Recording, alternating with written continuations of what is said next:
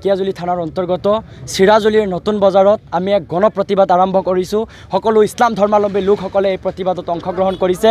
আজি এক পবিত্ৰ দিন, জুম্মাৰ দিন।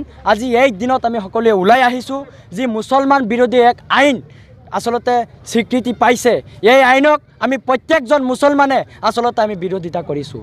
আমাৰ কণ্ঠ ৰাজ্যৰ স্বাৰ্থৰ কণ্ঠ।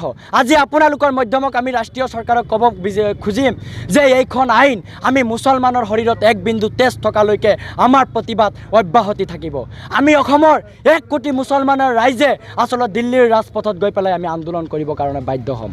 আপোনালোকে জানে বিভিন্ন সময়ত এইখন চৰকাৰে বিশেষ এটা জাতিক আচলতে টাৰ্গেট কৰি লৈছে।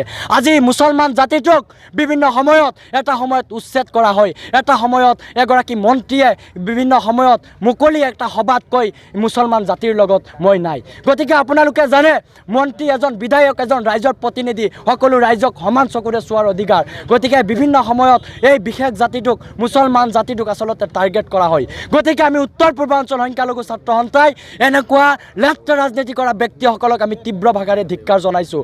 আৰু আমাৰ শৰীৰত এক বিন্দু তেজ থকালৈকে আমি এই প্ৰতিবাদ কৰি যাম। ওয়াকফ যি আইন আছে ইয়াৰ বিৰোধিতা আমি কৰি যাম। লাগিলে চৰকাৰে আমাৰ শৰীৰত বুলডোজাৰ চলাই দিয়ক, আমি বুকু পাতি দিছোঁ, বুকু দাঙি দিছোঁ। আচলতে মুছলমানসকল আমি সকলোৱে প্ৰস্তুত যে গুলি ফুটাই দিয়ক আমাক, তথাপিও আমি এই প্ৰতিবাদ কৰিম।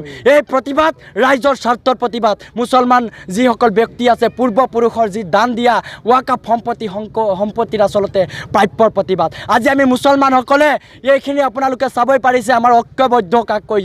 আজি আমি যিখিনি ৰাইজ ওলাই আহিছোঁ, আমি গুৱাহাটীত প্ৰতিবাদ কৰিছোঁ। আমি পৰৱৰ্তী পৰ্যায়ত আমি দিল্লীৰ ৰাজপথ কঁপাবৰ কাৰণে আমি বাধ্য হ'ম আৰু চৰকাৰক আহ্বান জনাম পুনৰবাৰ যে আপোনালোকে সাম্প্ৰদায়িক ৰাজনীতি বন্ধ কৰক, ধৰ্মলৈ ৰাজনীতি বন্ধ কৰক, মানৱতাৰ আচলতে যি ৰাজনীতি এয়া কৰক। আজি এগৰাকী খিলঞ্জীয়া অসমীয়া হিচাপে, এগৰাকী খিলঞ্জীয়া মুছলমান হিচাপে আপোনালোকৰ আজি সংবাদ মাধ্যমত মই প্ৰতিক্ৰিয়া প্ৰকাশ কৰিছোঁ যে এই প্ৰতিবাদ ৰাজ্যৰ স্বাৰ্থৰ প্ৰতিবাদ। এই প্ৰতিবাদ যিমান দিনলৈকে ওয়াকফ বিল চলিব সিমান দিনলৈকে এই প্ৰতিবাদ অব্যাহতি থাকিব। ধন্যবাদ।